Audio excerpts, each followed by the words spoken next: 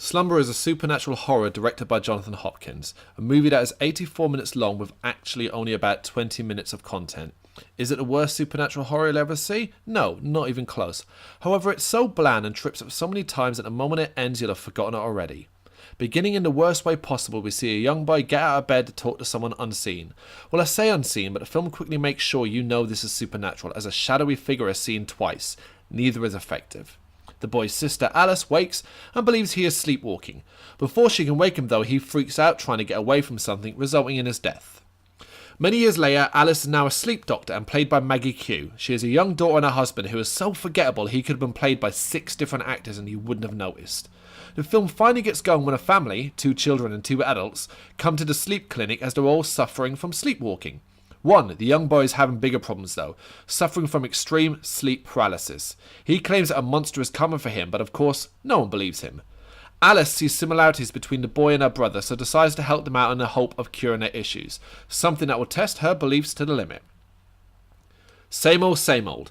The sleep part of the story might be different, but it plays out in exactly the same way as most supernatural horrors. It's not particularly interesting, only the acting of the family in peril makes it worth caring about. Slumber will make you sigh so many times because of just how idiotic and lazy it often is. Let's look at the most glaring issue, the sleep clinic. No one seems to work here at night except Alice and her colleague Malcolm. You'd expect a skeleton staff for sure, but just 2 people, and the same 2 people who also work during the day? No wonder Alice keeps falling asleep while monitoring patients. It's infuriating, as these patients are here because they sleepwalk, suffer sleep paralysis, and are potentially a danger to themselves, so are left unmonitored and allowed to wander around freely. All so we can get lazy jump scares. Whatever research has taken place at this clinic, these doctors don't seem to care. This hardly endears you to Alice, not that it matters though, as Maggie Q sleepwalks her way through the role. She puts in about as much effort in as the monster here, a villain that seems next to useless a lot of the time. What is good though is that it's never really seen until the finale. It adds a bit more mystery to it. Slumber has many problems, but it's not without some positives. As mentioned above, some of the acting is pretty good. The sleepwalking scenes are very well done, and there are some effectively tense moments including these scenes. Cinematically, the film looks good and there are some interesting shots.